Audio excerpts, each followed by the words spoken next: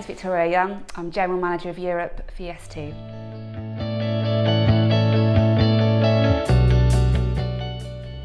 So I think there's a couple of things here. The first one I would definitely say is hire the best people and then let them tell you what to do.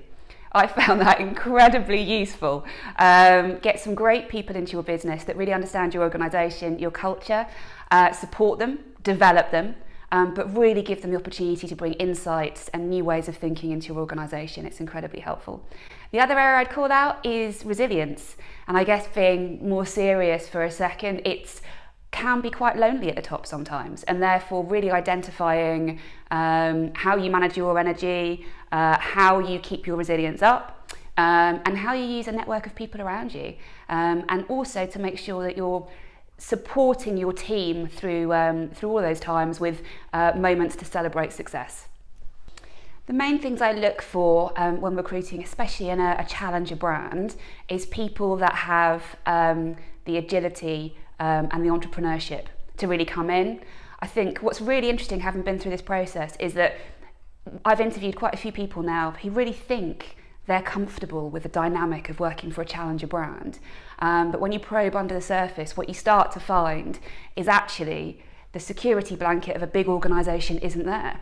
And whilst the highs are exceptionally high, the lows can be low. And I think it's really important to get under the skin of that and help people really understand that it's a very different setup to a big corporate organisation.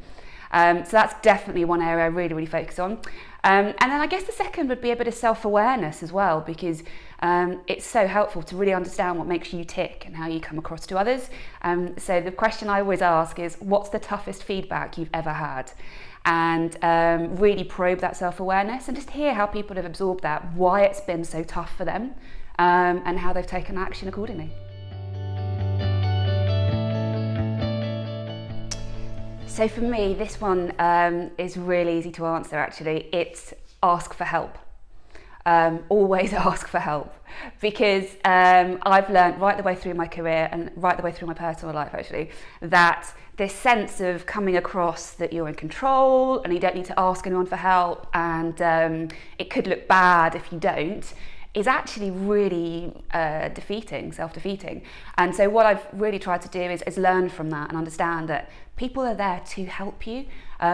Joining this business, I reached out to lots of different people to get advice, help. Having come from big FMCG organisations, I didn't know much about the challenger world, and I'd never worked in beauty before. And I really started to reach out, and what was fascinating was how many people wanted to help me, how many people really supported me, and went far above and beyond what I thought they would. So I think from a business standpoint, I would absolutely really advocate that. And then personally, it's been really helpful for me as well. So I got married 5 years ago, and after our honeymoon, my husband had a very bad motorbike accident and was severely injured. And just that learning of being able to ask people for help and support was incredibly helpful and powerful and really got me through it.